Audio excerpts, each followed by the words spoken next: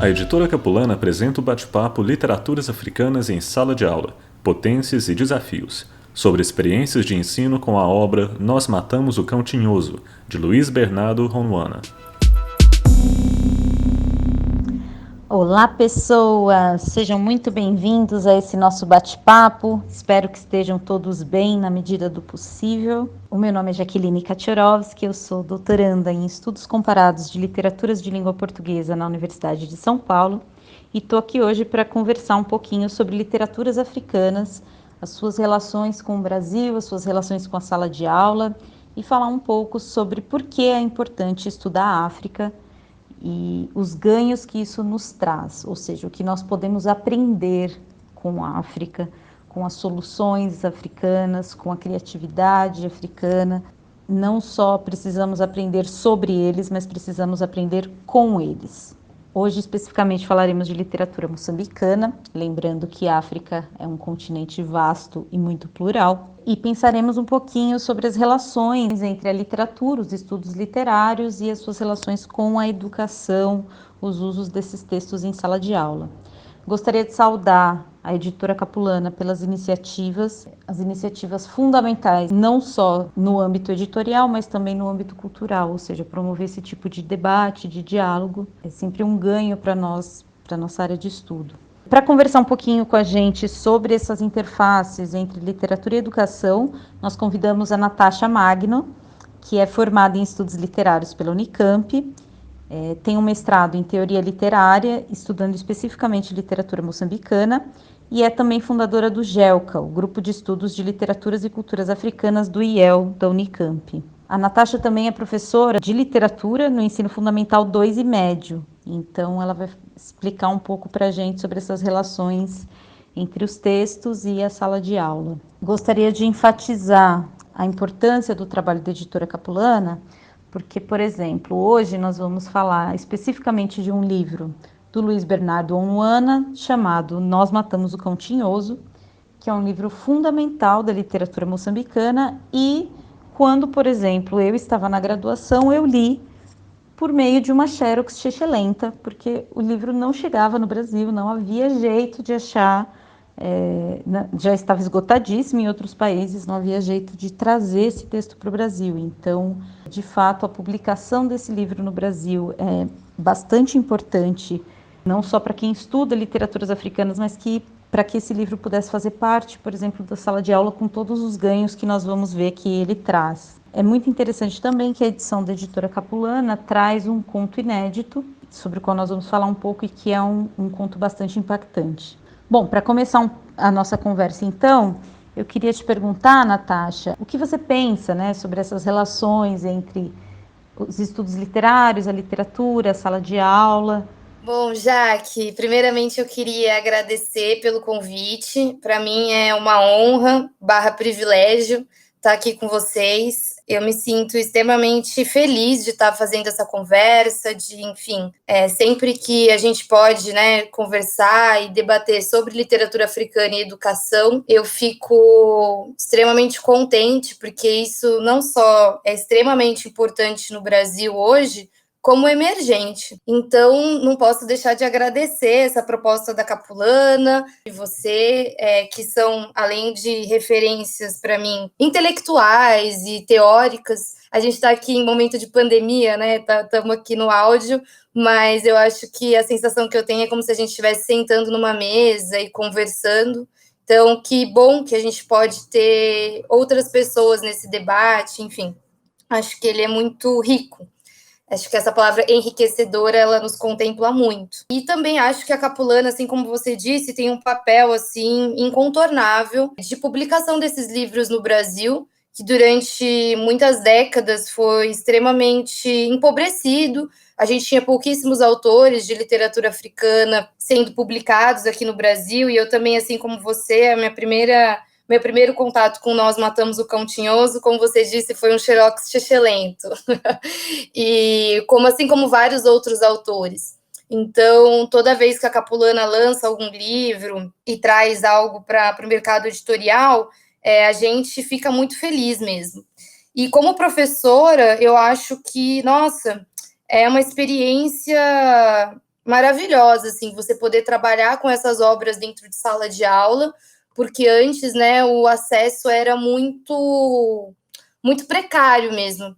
E eu acho que quando a gente fala sobre mercado editorial, quando a gente fala sobre escola, a gente não consegue fugir da Lei 10.639, né, e os seus desdobramentos e impactos que ela proporcionou no Brasil.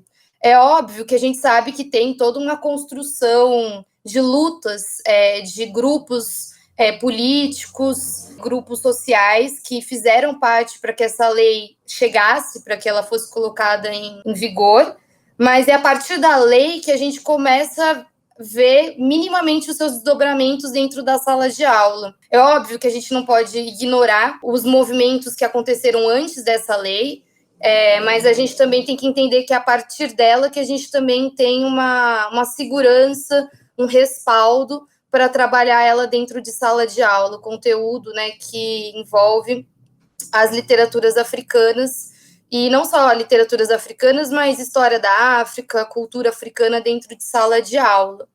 Eu acho que sempre é importante a gente lembrar e enfatizar que a Lei 10.639, ela não veio de graça, ela não foi dada, ela foi fruto de muita luta, ela é uma conquista dos movimentos negros e das lutas sociais desses grupos, historicamente massacrados no Brasil. É preciso lembrar que o racismo é a questão central no Brasil. Às vezes a gente fala isso e parece muito radical, né? Eu mesma que me preocupo muito com a luta de classes, por exemplo, há muita gente com a minha visão de mundo que pensa que resolvendo isso se resolve o racismo e não se resolve. E no Brasil ele é uma questão central, é fundamental. Enquanto o Brasil não conseguir entender que é um país extremamente racista e os danos que isso traz para a sociedade como um todo e o quanto isso é violento, não se avança para lugar nenhum.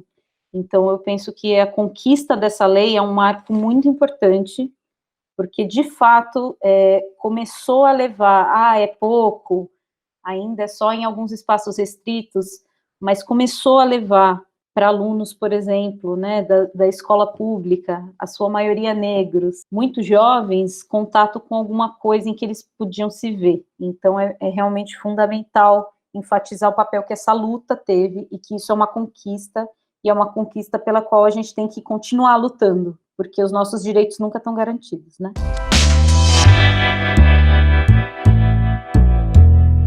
Lei 10.639, de 9 de janeiro de 2003, assinada por Luiz Inácio Lula da Silva. Artigo 26-A. Nos estabelecimentos de ensino fundamental e médio, oficiais e particulares, torna-se obrigatório o ensino sobre história e cultura afro-brasileira. O conteúdo programático a que se refere o caput deste artigo incluirá o estudo da história da África e dos africanos, a luta dos negros no Brasil, a cultura negra brasileira e o negro na formação da sociedade nacional, resgatando a contribuição do povo negro nas áreas social, econômica e política pertinentes à história do Brasil. Os conteúdos referentes à história e cultura afro-brasileira serão ministrados no âmbito de todo o currículo escolar, em especial nas áreas de educação artística e de literatura e história brasileiras. Você sabe, Jade, que eu fico até emocionada quando eu leio essa lei, porque quando a gente, no exercício de professora, né, docente, a gente também para pensar muito na nossa própria formação, né? De como foi a nossa formação escolar e a nossa formação como sujeitos, assim.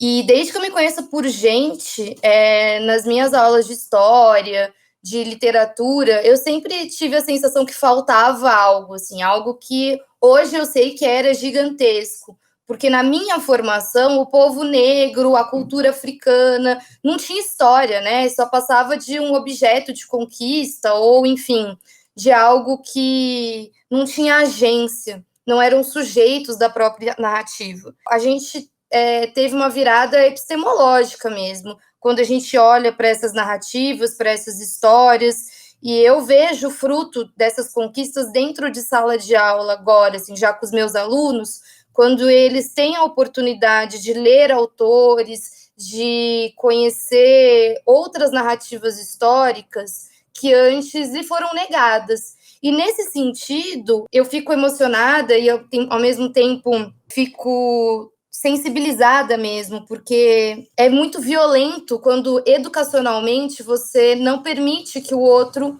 tenha acesso a uma parte da história ou uma parte da literatura, quando isso lhe é negado, né? Então, eu acho que os impactos dessa lei são um aspecto que a gente vai colher.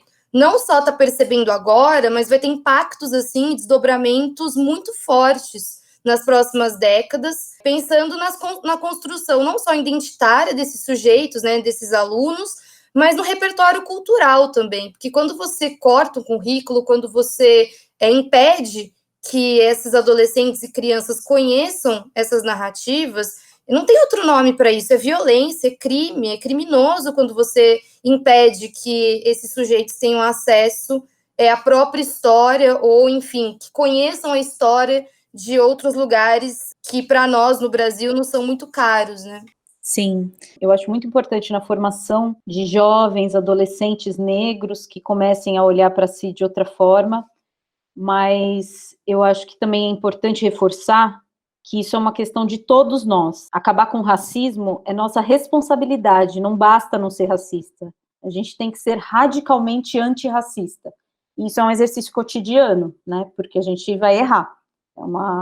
É um problema estrutural, e os problemas estruturais atravessam todos nós, né? Está na nossa constituição subjetiva. Então, é uma luta cotidiana de estar atento e perceber não só que isso é importante para a formação dos nossos alunos negros, por exemplo, porque o Brasil é um país majoritariamente negro e extremamente racista, que mata a população negra, inclusive, né, todos os dias. É claro que vai ser importante para a construção desses sujeitos, mas, além disso, a gente tem muito a aprender com eles. Eu acho que a gente corre o risco, às vezes, de cair numa coisa um pouco paternalista, tipo, temos que apresentar para os nossos alunos negros, autores negros, porque eles precisam se reconhecer. Não, a gente pode, porque acredito na literatura, acredito profundamente nisso, a gente pode entender um pouco mais o outro, a gente não vai viver na pele do outro, porque a experiência de ser negro no Brasil é muito radical, mas a gente pode se aproximar do outro. E a literatura tem esse papel, né? Ela pode nos oferecer isso. A gente tem que ouvir. Não dá para a gente só querer falar. Não dá para a gente falar, nossa, que bonito, vou apresentar aqui um escritor negro para os meus alunos negros, olha que lindo. O que eu tenho que aprender? Qual a bola que eu tenho que baixar para olhar para baixo e eu aprender com eles, né? Eu acho que é fundamental a gente pensar nessas coisas, porque não adianta ter uma virada epistemológica das coisas aparecerem se a gente não se vigiar nesse processo.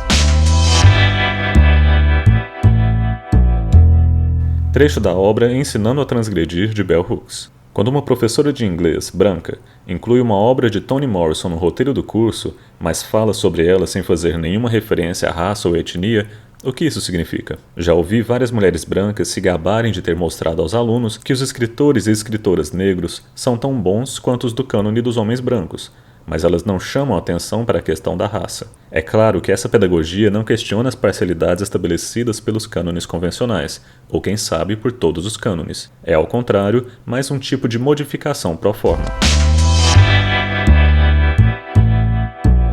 A Bell Hooks foi muito feliz, óbvio, né? Gosto de tudo que essa mulher escreve, mas eu acho que esse trecho é bem interessante para a gente pensar, ainda mais eu sempre me coloco nesse lugar, Jaque, como professora branca, como que eu vou trabalhar como mulher branca, como que eu vou trabalhar isso em sala de aula e como lidar com esse objeto de estudo, né? Que são as literaturas africanas, que é o que a gente está falando aqui hoje. E aí eu acho bastante interessante a gente pensar, quando a gente está falando de trazer essas vozes literárias para dentro do cânone, a gente se questionar o próprio cânone. Quem constrói esse cânone, quem dita as regras, quem coloca essas vozes. E dentro de sala de aula, a gente está formando leitores. Como que a gente pode apresentar esse debate para os nossos alunos, para que também não fique algo, e isso é uma coisa que eu sempre me coloco para pensar, eu não quero apresentar uma literatura para meus alunos que seja uma literatura Globo Repórter, onde vivem, o que comem, o que fazem, exotificando esse outro ou exotificando essa literatura. Então, eu acho que quando a gente pensa em trazer literatura africana para dentro de sala de aula, a gente também tem um compromisso ético e político de trazer esses autores e essas narrativas não de forma condescendente, trazê-los, porque o que eles podem enriquecer dentro da minha aula, por que eu estou trazendo esse livro. Toda vez que um professor, no final do ano, para o começo do ano letivo, está escolhendo que obras obrigatórias ou que obras ele vai trabalhar com os alunos em sala de aula, e esse exercício já é um exercício político. Quem que eu vou trazer para o meu planejamento pedagógico? Quem são os autores que eu quero que meus alunos conheçam nesse ano? Pensando num professor de Fundamental 2, esse professor, geralmente, né, um professor que dá aula para o 6º, 7º ano, ele vai ter 2 anos com essa classe. Você vai ter que fazer escolhas, você vai ter que tirar a gente, colocar a gente, autores, né? E aí você pode fazer essas escolhas, assim, talvez você não colocou essa autora no 6º ano, você vai jogar ela para o 7º, eu vou querer colocar esse autor em debate com outro autor. Eu sinto que no Fundamental 2, por exemplo, os professores têm mais liberdade para fazer uma escolha, né? Escolherem quais obras. E no ensino médio, a gente fica mais engessado, porque a gente está meio que refém dos grandes vestibulares, principalmente do estado de São Paulo, que tem as listas obrigatórias. E aí eu acho que é importante a gente destacar que o Enem, ele não tem obras obrigatórias, são só as escolas literárias. Mas o Enem, ele tem um histórico, pelo menos até 2020, é bom a gente datar isso aqui, até 2020 ele tem um histórico de trazer autores africanos nas questões envolvendo interpretação textual, literatura. Então, a gente já teve questão do Enem que caiu Noêmia de Souza, ou que caiu literatura afro-brasileira, né? Caiu Conceição Evaristo. Então, a gente tem um repertório diversificado. E aí, a gente tem, com a Lei 10.639 e a incorporação dos grandes vestibulares, a FUVEST e a CONVEST, que colocaram o Pepetela e o Mia Couto como autores nas obras obrigatórias, uma liberdade para falar sobre literatura africana dentro de sala de aula, porque é obrigatório para o vestibular. E aí eu penso que muitos professores acabam sentindo um pouco de dificuldade de como trabalhar com essas obras, né? Principalmente no ensino médio, porque a gente tem, dentro dos materiais didáticos, eles seguem uma ordem histórica, então, desde a chegada dos portugueses no Brasil, né, a invasão, a colonização, até a literatura contemporânea. E aí eu sempre sinto que nos materiais didáticos, tem a tese de doutorado da Ana Paula dos Santos de Sá, que é maravilhosa, chama A Descolonização da Educação Literária Brasileira, das leis 10.639 e 11.645 ao PNLD de 2015. A Ana Paula ela vai fazer toda uma reconstrução histórica, né, dos desdobramentos, e ela, assim, ela foi cirúrgica, é um trabalho minucioso que ela vai trabalhar com os materiais didáticos. Como que os materiais didáticos aprovados, né, pela PNLD de 2015 trabalharam com literatura africana. E aí é muito legal porque a gente pode ver majoritariamente que sempre tá nessa lógica, se der tempo, eu trabalho com esses autores. Então, eu acho que um desses desdobramentos da lei e do vestibular que a gente está conversando aqui hoje é que ainda o professor se sente muita dificuldade de encontrar um lugar para trabalhar com essas obras. Um dos viés que eu acho que é interessante é pela literatura comparada. Então, no ensino médio, né? Então, você está trabalhando numa escola literária, está trabalhando algum determinado autor, e aí você pode colocar um autor africano, em língua portuguesa, que tem essa temática, que dialogue. Eu sempre gosto de fazer nas minhas aulas, quando eu estou para vestibular, né, cursinho, um momento que tem interações entre passado e presente. Eu fiz uma atividade legal, assim, esses dias, em que a gente estava trabalhando romantismo. Então, era a terceira geração do romantismo, geração social, Castro Alves, Souza Andrade, e aí no final dessa aula eles estavam sobre abolicionismo, sobre pautas da abolição no final do século XIX, mas aí eu falei, olha gente, o tema que está aqui em pauta é negritude, então como será que hoje em dia, quais são os autores nos últimos 50 anos trabalharam com esse tema que foi diferente do Castro Alves, por exemplo? E aí, uma das coisas que eu trouxe foi um poema da Conceição Evaristo, a gente leu um conto do Nós Matamos o Cão Tinhoso, né, que a gente vai falar um pouquinho daqui a pouco, e aí foi bem interessante, porque para mostrar o quanto é atual esse tema. Então, eu sinto que uma das formas, quando a gente pode trabalhar com literatura africana em sala de aula, é apresentar a urgência e o quanto que isso é importante para o debate, não só político, social, mas identitário também, porque nesses textos não estão só questões sociais e políticas, né? A gente tem questões que envolvem sensibilidade, amor, amizade, guerra, raiva, ódio. E eu acho que muitas vezes a leitura dos nossos alunos podem trazer tantas interpretações bonitas sobre essas obras que, enfim, só isso dá um outro dá uma outra roda de conversa para a gente fazer. Eu penso que existem muitas questões fundamentais que nós podemos aprender olhando para a literatura africana, né? Aquilo que eu reforcei e que eu reforço, a gente tem que olhar para aprender. E aí, eu só queria comentar rapidamente uma coisa que você mencionou, Natasha, que é tentar olhar sem exotismo, né? Isso eu acho que é uma dificuldade muito grande, porque a África foi construída como exótica para a gente durante muito tempo. Existiu um projeto chamado literatura colonial, que durou tempo suficiente para fazer um estrago muito grande, né?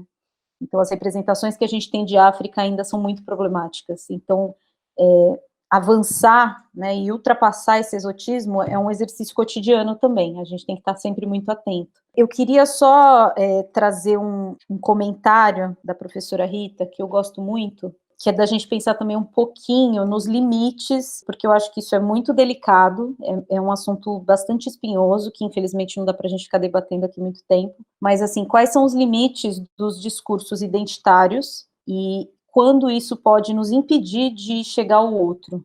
A literatura é o exercício da alteridade, né, de se colocar no lugar do outro. Se você não consegue fazer isso, você não aproveita uma experiência artística, né? E um artista que não faça isso não faz arte. Então, nesse exercício, um debate que às vezes acaba sendo um pouco problemático, penso, é quando, por exemplo, as pessoas olham para mim, que tenho um sobrenome meio complicado, e essa cara branquela, e dizem, nossa, mas por que você foi estudar África? E uma vez a Rita me disse uma coisa que me marcou muito, assim, foi bem importante para mim. Ela disse, se eu estudasse literatura francesa, eu precisaria justificar? Então, isso me diz muito sobre como a gente, querendo exaltar a literatura africana, às vezes a gente acaba por diminuir, porque não reconhece um estatuto igual, né, um estatuto humano igual. Então, eu acho que esse é o exercício. O Nós Matamos o Cão Tinhoso é um manancial nesse sentido, dá pra gente tirar muita coisa desse livro, para pensar sobre o outro, sobre o que o colonialismo fez com o outro, sobre o que o racismo fez e faz cotidianamente com o outro. Esse livro, ele é uma joia da literatura moçambicana. A literatura moçambicana, ela tem uma produção em prosa um pouco tardia. O início das publicações, até por uma questão material, né? Os textos circulavam em jornais, por exemplo, né? O início da literatura, em geral, é circulando em periódicos, nesses espaços colonizados, né? E tem um vínculo muito forte com a oralidade, porque você tem uma ampla parcela da população que é analfabeta, né? Moçambique, quando fica independente, se não me engano, eram quase 98% da população analfabeta. Então, é uma questão. O analfabetismo é uma questão. Como é que você produz literatura para pessoas que não sabem ler a língua portuguesa, né? E que língua portuguesa vai ser essa? É um outro desdobramento muito interessante também, que a gente poderia ficar horas falando aqui sobre. Mas, então é interessante porque em Moçambique é tardio o surgimento da prosa. Então a gente tem um primeiro escritor, que é o João Dias, de conto, e fica-se muito tempo sem aparecer a prosa.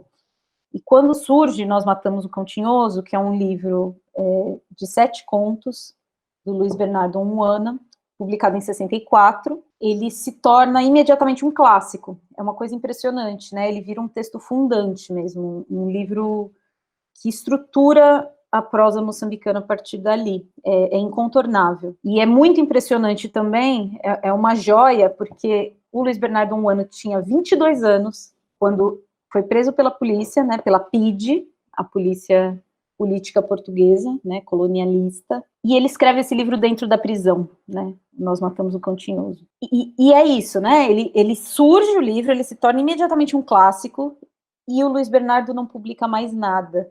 e isso também é muito raro na literatura, e é muito impressionante, né? Ele tem uma consciência profunda do que esse livro significa, ele tem uma consciência muito grande do que essa obra significa e do que ele conseguiu ali enquanto síntese de uma situação histórica, política, humana, né? E de fato, de repente, se ele tivesse tentado desdobrar isso e fazer uma obra um pouco mais prolixa, vamos dizer assim, né? Existem escritores que escrevem muito, talvez ele perdesse a força da tensão que está dentro desse livro. É uma coisa muito impressionante. Esse primeiro texto do livro, que dá o título ao livro de contos, Nós Matamos o Cão Tinhoso, primeiro que ele já desconstrói algumas coisas, né? Então, assim, nós matamos o cão tinhoso. O que acontece nesse conto? Bom, nós matamos o cão tinhoso. Quer dizer, ele anuncia já. E você vai mais ou menos preparado e, na verdade, nada te prepara para o que você vai encontrar ali. Porque a extrapolação da violência colonial é tão brutal que o que a gente vê são crianças matando um cachorro. E é muito doloroso, né? Então, nos coloca nesse lugar de um rasgar por dentro, né? E aí os outros contos todos do livro são tão violentos quanto, né? Ele realmente torna a violência colonial estrutura do texto. E ele vai fazer isso de diversas maneiras, né? Então tem um uso da língua muito próprio, uma demarcação de lugar e de voz ali, e uma construção de personagens que vão nos guiando a tentar entender um pouco esse universo do outro. É um tema muito, muito forte para ser trabalhado em sala de aula. E aí eu queria muito, Natasha, que você comentasse um pouquinho do que foi trabalhar esse conto com seus alunos, porque eu acho que é um relato muito bonito que merece ser compartilhado. Legal. Foi, assim, uma experiência muito louca trabalhar com esse livro dentro de sala de aula, porque eu nunca tinha trabalhado com Nós Matamos o Cão Tinhoso, né? A primeira vez que eu trabalhei foi o ano passado, ano retrasado, acho. E eu trabalhei no Fundamental 2, assim, então era uma turma de 7º ano, e aí eu tinha autonomia e liberdade na escola, né, para poder escolher as obras que eu ia trabalhar.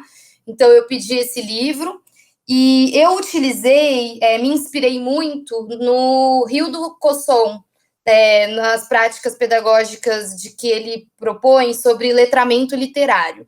E uma das coisas que ele sugere, né, numa proposta de ensino de literatura, é que os alunos leiam o texto primeiro, né? Quais são as impressões, o que eles têm ali, para depois trazer a contextualização histórica, depois explicar o contexto, né? Onde essa obra circula, de que modo, etc. E aí foi muito legal, porque, enfim, o título já chocou os alunos, né? Os alunos de 7º ano têm 13 anos, 13, 14 anos. E era uma sala de aula, assim, eu acho que eu tive um privilégio, assim, para trabalhar esse livro, porque era uma sala que eu tinha 9 alunos, numa escola socioconstrutivista, com todos os privilégios possíveis e imagináveis, assim. E aí foi bem legal, porque, então, eu tive um close reading mesmo, né, de ler de perto essa obra, e eu não falei nada para os alunos, assim, então todo mundo comprou o livro, eu falei, olha, vocês vão começar a ler o primeiro conto, e aí vocês me digam o que vocês acham. E aí, né, como que foi? E aí eu lembrei muito daquele conto do Odjak, Nós Choramos pelo Cão Tinhoso, em que ele é um conto, né, que ele vai contar como foi Nós Matamos o Cão Tinhoso em Angola. Eu tenho até essa vontade de escrever uma carta para o Odjak, falei, olha, nós choramos o Cão Tinhoso no Brasil também, porque os meus alunos ficaram, assim, todos muito mal, mas foi tão bonito, porque o primeiro desafio que eles relataram para mim com esse conto foi, assim, pelo tema. Eles ficaram muito sensibilizados com essa história, né, de como, assim, crianças mataram um cachorro. E aí, através desse despertar, né, esses alunos que ficaram sensibilizados com essa morte, eu pude puxar com eles várias discussões que eu acho que essa geração é muito sensível, que é a ecocrítica. Então, quando a gente pensa no mundo, no planeta em que nós vivemos, eu sinto que os nossos alunos, eles estão mais sensibilizados do que a nossa geração, de que o planeta está morrendo. E o planeta não envolve só a raça humana, envolve outras raças, né? Envolve outros animais, envolve outros lugares. E aí a gente conversou muito sobre, através dessa leitura da morte do cachorro, a gente conversou sobre pautas sobre veganismo, conversamos sobre meio ambiente, conversamos sobre muitas outras coisas que, enfim, eu jamais imaginava que eu iria entrar na discussão dessa obra. Porque eu sempre achei que uma das entradas em literaturas africanas, e eu achei que seria essa nesse livro, seria falar sobre o contexto histórico. Seria já falar sobre colonialismo, falar sobre Frelimo, sobre Moçambique, sobre os autores da luta anticolonial, mas olha que louco, a gente entrou por um outro viés. Então a gente começou a conversar sobre, enfim, né, sobre o que seria então uma literatura ecocrítica. E aí foi muito legal as sugestões que eles propuseram. E aí a gente foi muito bonito, porque um aluno, eu nunca vou esquecer disso, assim, um aluno me falou assim, Nath, do mesmo jeito que talvez há 50 anos matar um cachorro ou matar um animal doméstico era algo que as pessoas não se chocavam tanto, e hoje a gente se choca, talvez daqui 100 anos as pessoas vão se chocar muito de saber que a gente vive num mundo que tem morador de rua. E quando ele falou aquilo, eu fiquei olhando para ele, assim, eu falei, cara, que é isso? Talvez os nossos netos e bisnetos vão falar, nossa, como assim você fechava o vidro no semáforo para um morador de rua? Como assim você vivia numa sociedade em que as pessoas dormiam sem ter o que comer? Do mesmo jeito que a gente olha para o século XIX e pensa, nossa, como assim as pessoas tinham escravos? As pessoas tratavam o outro como objeto. Então, eu sinto que esse conto proporcionou uma discussão sobre, primeiro, o que é o anacronismo, né? O que seria um olhar anacrônico para uma obra, mas também o que a gente pode projetar para o futuro, que futuro nós queremos construir, etc. Então, eu fui por esse viés, sabe, Jaque, de olhar para o livro e com os alunos, quais são as demandas que esses alunos trazem sobre essa obra. Só que uma das coisas que eu propus, quando a gente trabalhou esse livro, foi que a gente tivesse uma pergunta norteadora. Eu sempre gosto de trazer uma pergunta. Então, a pergunta era, por que ler esse livro em 2019? Ou atualizando, por que ler esse livro em 2020? Então, eu sempre pedia para eles não esquecerem dessa pergunta. Por que a gente está lendo esse livro em 2020? Por que ler esse autor é importante? Por que ler esse conto? Por que um garoto ou uma garota de 13 anos tem que ler esse livro? E eu faço essa pergunta até hoje, assim, para os meus alunos que estão no vestibular, prestando vestibular, eu falo, por que uma universidade pede para que você leia esses livros? Se você vai prestar medicina, se você vai prestar engenharia, sei lá, o que você vai fazer com a sua vida, por que é imprescindível que a sua professora ou essa universidade, essa escola digam, olha, para o seu repertório cultural é importante que você leia essas obras. Então eu falei, olha, por que vocês acham que a Nath aqui, além de ser muito doida, acha que é importante para a formação de vocês lerem essa obra? E aí a gente foi lendo os outros contos. E aí foi muito interessante, eu tenho uma foto que eu tirei de uma resposta de um aluno, que ele fez um desenho do Cão Tinhoso, e aí ele colocou que, na resposta dele, ele diz o seguinte, ele coloca que é importante ler esse livro porque ele não diz só sobre Moçambique, ele fala sobre o Brasil, ele fala sobre o mundo, esses temas que surgem nessa obra são universais, e foi um moleque de 13 anos que colocou isso. Eu chorei quando eu li, eu falei, cara, é isso, a gente está lendo esses contos porque eles dizem respeito a coisas não só específicas e locais, dizem sim, óbvio, a gente tem muita coisa local, histórica, mas a gente também tem coisas universais, né? A colonização, o racismo, a violência, infelizmente, fazem parte da nossa humanidade. Então, foi muito bonito ver esse processo de fechamento.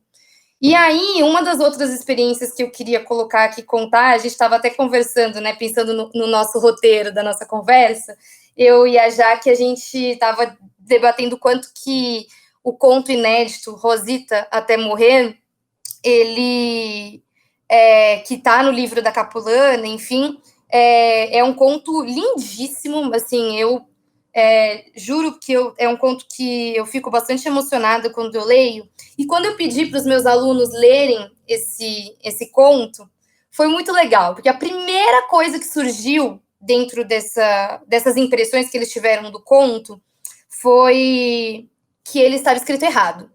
falou, Nath, o livro está escrito errado, não teve revisão e tal. E aí foi muito bom, porque a partir desse conto eu pude fazer uma aula, uma sequência didática sobre variação e preconceito linguístico. Então foi muito interessante, porque mostrar para aqueles alunos que aquilo não era errado, é só inadequado de acordo com a norma padrão e pensando também no leitor brasileiro. E aí a gente viu depois, a gente viu o filme Central do Brasil, conversou bastante sobre o que seria o acesso à norma culta, à norma padrão, o debate que isso surge na linguística.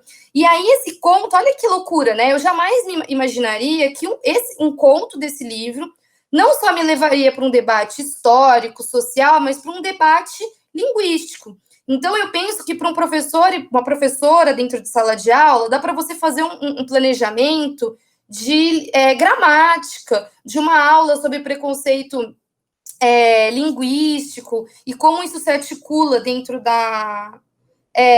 dentro, assim, não só na realidade brasileira, mas como isso também é um tema, pensando em Moçambique, pensando na língua portuguesa como uma língua colonial, e que como se apropriar dessa linguagem, aonde que essa língua circula, nas instituições, eu acho que dá um jogo muito legal para pensar isso no Brasil. Trecho do conto Rosita até morrer. Quando você quer vir, você escreve carta. Dá chofer de Machimbomba de Oliveira para entregar no Cantina de Moana. Você diz, eu vai chegar dia assim e assim. Eu mando a carroça com os meus esperar você. Minha boca não gosta de falar coisa que meu coração está a dizer, mas minha cabeça fica maluca quando minha boca não diz, eu gosto muito de você. Às vezes eu penso, tu foi nos curandeiros arranjar remédio para eu gostar de você. Tu faz eu sofrer, eu choro, eu zanga, eu esquece, eu gosto de você outra vez muito. Tu que não presta, tu gosta mulher similado que draba você.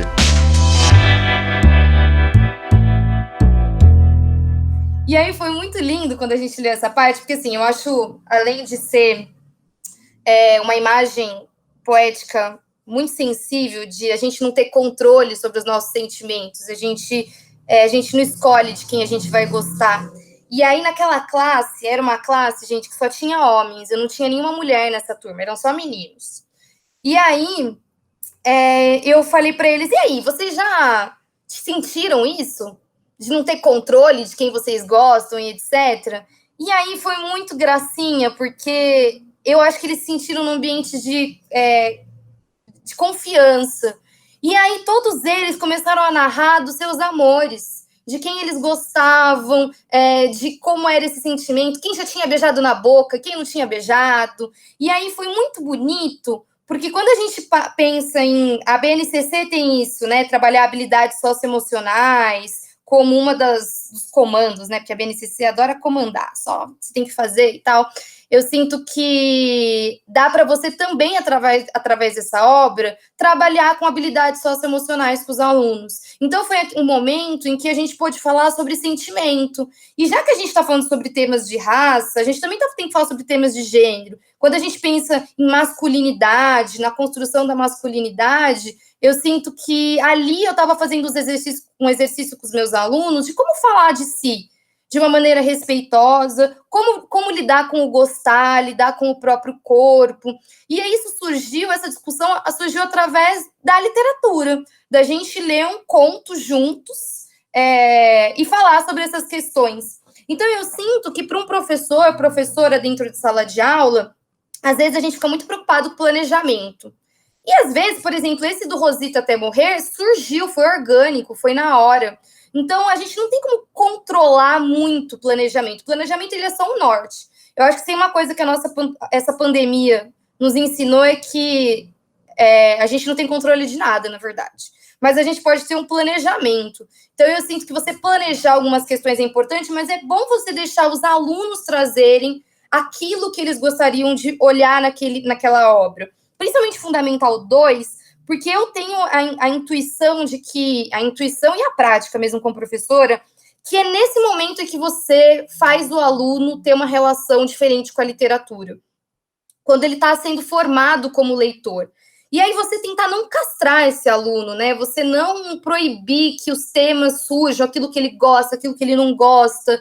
Eu acho sempre interessante para um professor, professora, que quando você, dentro dos livros que você escolher, sempre você deixar um livro para os alunos escolherem, para que eles votem, ou para que eles vão na biblioteca da escola, qual o livro que eles gostariam de ler, porque ali você também consegue despertar um gosto, a curiosidade desses alunos. Então, depois que a gente leu Nós Matamos o Cão Tinhoso, eu deixei livre para que eles escolhessem, assim, mas como eu estava trabalhando com um projeto de trabalhar com literaturas africanas no 7º ano, eu pensei, tá, agora vocês podem escolher qual autor ou autora africana em língua portuguesa vocês querem ler. Vocês podem escolher, é livre. E aí foi muito legal, porque teve aluno que me trouxe autor e autora que eu nem conhecia, rapper, trouxe músicos e músicas que eu não conhecia. E depois que a gente leu o livro, aí a gente foi conhecer a história de Moçambique. E aí eu fui fazer um projeto interdisciplinar com a professora de história. Então é sempre legal ter essas parcerias, né? Então a professora de história trabalhou as questões de história e sociologia, e eu trabalhei com a história da literatura, mas foi depois que eles tinham lido o livro. Então foi muito legal, porque eu senti que a literatura ganhou um lugar de disciplina mesmo. Porque às vezes eu sinto, o meu desafio como professora de literatura é que, principalmente baseada na história da literatura, que a gente utiliza as escolas literárias, né, a linha do tempo, parece que a gente deixa a literatura à mercê da história.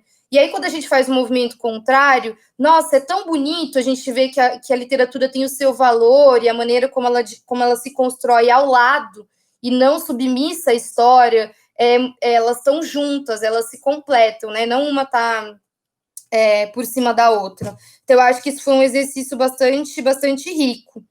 E eu espero, assim, que eu acho que nessa escola eu tive a liberdade, mas eu sei que o Nós Matamos o Cão Tinhoso, ela está na rede municipal, ela tá disponível em várias bibliotecas, como obra também para ser trabalhada. Eu acho que é um livro que, enfim, eu dei aqui de exemplo alguns contos, mas eu sinto que pelo menos os meus colegas, assim, que me pedem ajuda, ou que, enfim, né, pedem para a gente como trabalhar essas obras em sala de aula. Eu sinto que a gente tem 2 caminhos, né? A gente tem o caminho primeiro, que é apresentar pelo recorte histórico e social, que também é importante, mas você também tem o caminho de apresentar a literatura, ela por si só. Quais são as questões que surgem nessa obra, e aí você pode elencar alguns temas que você gostaria de trabalhar com aquela turma, no Fundamental 2, principalmente, ou naquele ano. Pode ser o tema da amizade, a violência, o tema da ecocrítica, o tema do amor, do Estado, o Estado controlando os corpos, né? E aí eu acho que seria legal, pensando em sequência didática, a gente tem muitos autores brasileiros que trabalham com essa temática de uma maneira muito bonita. Então, talvez um professor assim possa trabalhar com um conto e depois trazer outro conto para dialogar. Então, eu acho que isso dá bastante pano para manga. Como eu comentei no trabalho que eu tinha feito para o vestibular, eu sempre gosto, quando eu termino uma escola literária no ensino médio, que meu aluno veja que aquilo não é passado, aquilo é presente e futuro também. Então, eu sempre tento trazer essas interações entre passado, presente e futuro, em todas as escolas literárias. E aí eu usei A Mão dos Pretos, quando a gente foi falar sobre Castro Alves, sobre abolição e etc. E aí eu queria até também ler um trechinho, porque foi muito legal essa leitura que eu fiz com os alunos do ensino médio, porque, enfim, a gente tinha acabado de ler O Navio Negreiro, tinha falado sobre os abolicionistas no Brasil e etc. E aí eu falei para eles, olha, vou trazer para vocês alguns, então, autores do século XX, XXI, que também tem como temática a negritude, mas um pouco diferente desse tom que surge no final do século XIX. E aí, então, eu trouxe Conceição Evaristo, eu trouxe outros autores que pudessem dialogar. E aí eu trouxe Roana, porque eu não queria trazer só do Brasil. Eu queria mostrar que em outros países, para além do Brasil, o racismo também ele surge, óbvio que de outra forma. E aí eu trouxe para eles lerem o finalzinho tá na página 109 da edição da Capulana, que ele vai tentar discorrer sobre as mãos dos pretos, né? Ele vai tecer essa relação, e acho que esse conto é muito forte por causa disso.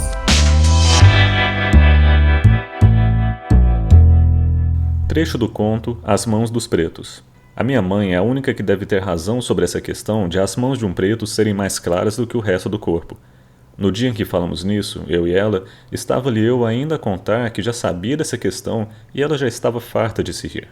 O que achei esquisito foi que ela não dissesse logo o que pensava disso tudo quando eu quis saber, e só tivesse respondido depois de se fartar de ver que eu não me cansava de insistir sobre a coisa, e mesmo assim a chorar, agarrada à barriga como quem não pode mais de tanto rir. O que ela disse foi mais ou menos isto. Deus fez pretos porque tinha de os haver. Tinha de os haver, meu filho. Ele pensou que realmente tinha de os haver. Depois arrependeu-se de os ter feito porque os outros homens se riam deles e levavam-nos para as casas deles para os pôr a servir como escravos ou pouco mais. Mas como ele já os não pudesse fazer ficar todos brancos, porque os que já se tinham habituado a vê-los pretos reclamariam, fez com que as palmas das mãos deles ficassem exatamente como as palmas das mãos dos outros homens. E sabes por que é que foi? Claro que não sabes, e não admira porque muitos e muitos não sabem. Pois olha, foi para mostrar que o que os homens fazem é apenas obra de homens. Que o que os homens fazem é feito por mãos iguais, mãos de pessoas que, se tiverem juízo, sabem que antes de serem qualquer outra coisa, são homens. Deve ter sido a pensar assim que ele fez com que as mãos dos pretos fossem iguais às mãos dos homens que dão graças a Deus por não serem pretos. Bom, eu acho esse trecho fortíssimo. Quando eu li esse trecho para os alunos, né, de cursinho pré-vestibular, eu li isso esse ano ainda, em plena pandemia, em aula online.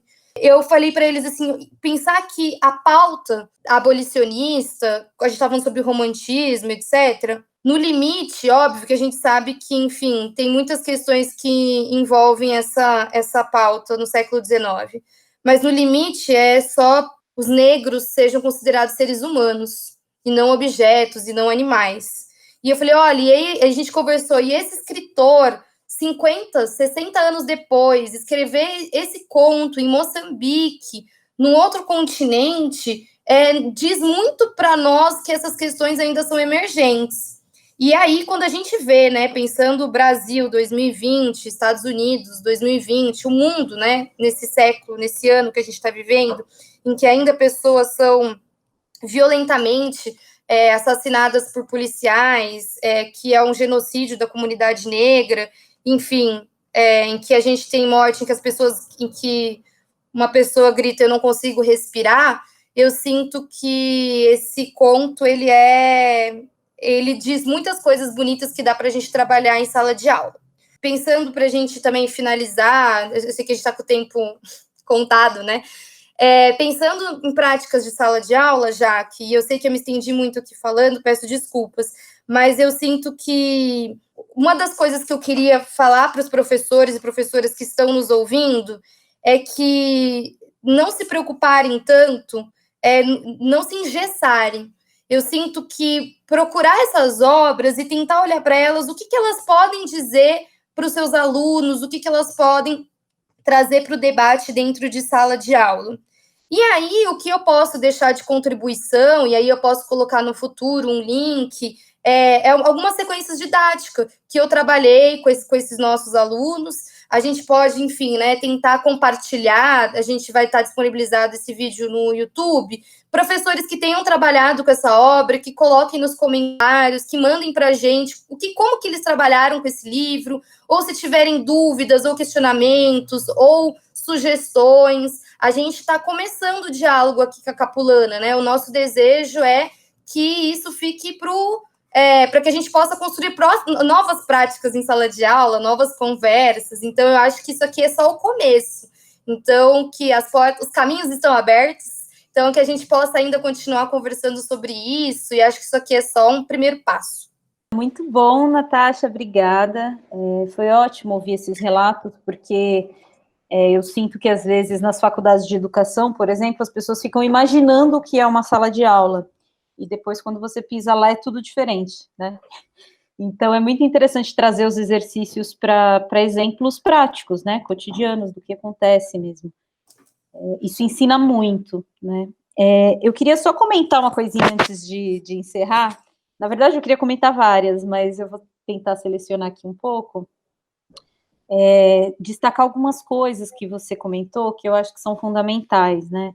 A literatura, ela, diferente da história, ela também pode narrar a história, mas ela narra de outras, isso vai estar em outros lugares na literatura, vai estar na forma, vai estar na estrutura, e isso é muito interessante, um exercício muito interessante de entender como a história está depositada ali, né. Mas uma das coisas que eu acho muito interessantes é que ela traz para a sensibilidade aquilo que às vezes a gente vê como número, né. Então, quando a gente fala o colonialismo é violento, o colonialismo matou não sei quantos negros, o colonialismo deixou um legado de violência que até hoje é muito, muito difícil de superar nesses países. Uma coisa é você dizer isso, outra coisa é você ver crianças matando um cachorro, né. Isso é o legado do colonialismo. Quantos anos essas crianças têm hoje? Vamos imaginar. A violência ela é estrutural nessas sociedades e como se livra dessas marcas, né? E ao mesmo tempo, sem também jogar para uma coisa idealizada, né? É humanizar profundamente essas personagens nas suas contradições, né? E aí eu penso que é o papel mais importante da literatura, né? De nos apresentar pela via sensível, da identificação e de humanizar as relações, né? A literatura colonial desumanizou por tempo demais. E acho que a grande força da literatura é quando... Aí eu vou ter que citar o Antônio Cândido. Eu tentei, assim, evitar até o fim, mas eu não resisto, né? Não dá. Antônio Cândido, ele vai dizer que o texto literário, né, não corrompe nem edifica, mas trazendo livremente em si o que chamamos o bem e o que chamamos o mal, humaniza em sentido profundo, porque faz viver. Eu acho essa passagem uma joia, assim, é um texto bem batido já, se a gente, né, for ver com calma, mas eu acho incontornável, porque isso é a literatura, né? Então, eu às vezes tenho muito medo de leituras que achatam esses textos, que não conseguem perceber, sabe? Por exemplo, se a gente pega autores, agora eu vou dar uma extrapoladinha rápida, assim, mas, por exemplo, se a gente pega os autores angolanos, a primeira geração dos autores angolanos mais conhecidos, a maioria absoluta são brancos, né? Assim como Mia Couto, que é o autor mais conhecido da literatura moçambicana, também é branco. Isso é um problema, é evidente que isso é um problema, e isso é um problema histórico, né? Quem tinha acesso à escrita, quem aprendeu a escrever nessa primeira geração, né? É uma injustiça histórica que está escancarada, né? E que a gente não pode desviar o olhar, é importante a gente olhar para ela. Mas ela ilumina essas contradições, então é entender que se a gente for cancelar um autor africano porque ele é branco e ele está querendo falar por todos os africanos, a gente só perde, né? O interessante é quando a literatura ela consegue nos humanizar ou consegue nos colocar no lugar do outro, né? É evidente que uma das forças do Luiz Bernardo é ele ser um escritor negro. E uma outra coisa que eu acho muito interessante, só para encerrar, que uma vez um professor excelente, que é o professor Nazir Khan, que hoje dá aula no Rio de Janeiro, ele chamou atenção para uma coisa, né? Ele diz, estávamos discutindo a literatura colonial e todo esse projeto de desumanização do outro. A literatura colonial é, assim, muito eficiente em fazer isso, com um discurso que muitas vezes se traveste de progressista, então é preciso ter muito cuidado.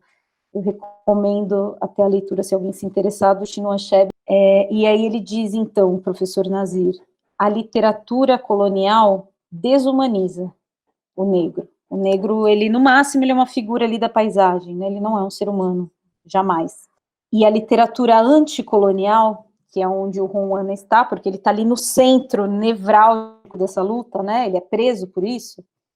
A literatura anticolonial, ela humaniza os animais.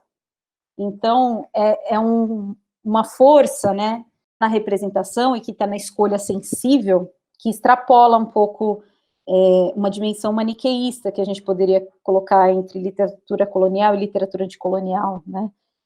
Ele extrapola, ele ultrapassa o maniqueísmo, porque a violência não está só no colonizador, ela está nas crianças que foram criadas nesse universo e que vão precisar aprender a lidar com essa herança, que é uma herança tá ali atada a sangue, né? Como superar? E eu penso que a literatura permite refletir sobre isso e abrir um caminho, como você muito bem disse. Muito obrigada, Natasha, pelo papo e espero que a gente possa ter outro. Ai, Jaque, eu que agradeço, foi muito bom conversar com você hoje. E assim, óbvio, gosto sempre de conversar com você, porque, enfim, você é maravilhosa. Mas eu fiquei muito feliz da gente aqui no meio de uma pandemia.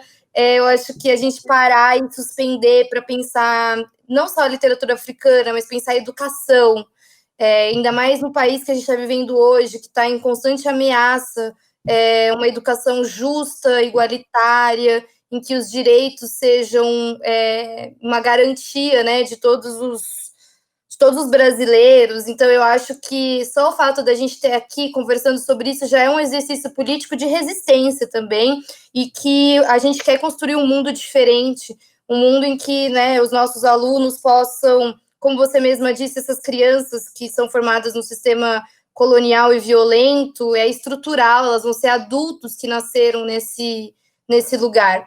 Então, eu sinto que a gente está aqui tentando, como um exercício, um dever mesmo de tentar construir um mundo em que a educação não só seja um direito, mas qual a educação que esses alunos vão ter acesso, essas crianças e esses adolescentes, e que eles possam conhecer e ter contato com todas essas vozes. E aí, enfim, o meu agradecimento não só a você pela conversa, mas eu acho que a editora Capulana também é uma dessas resistências também, dentro desse mercado editorial, e que está junto, né? Não só pensando em trazer esses escritores, mas eu acho que também ao trazer esses autores nas edições, pensando que tem também bastante coisa no acervo da Capulana que envolve literatura infanto-juvenil, literatura infantil, é uma editora que está preocupada também com educação, com a sociedade que a gente vive. Então, eu fico muito feliz de estar participando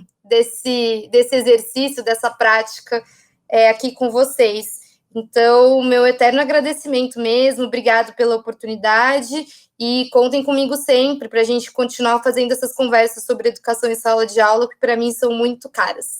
É isso.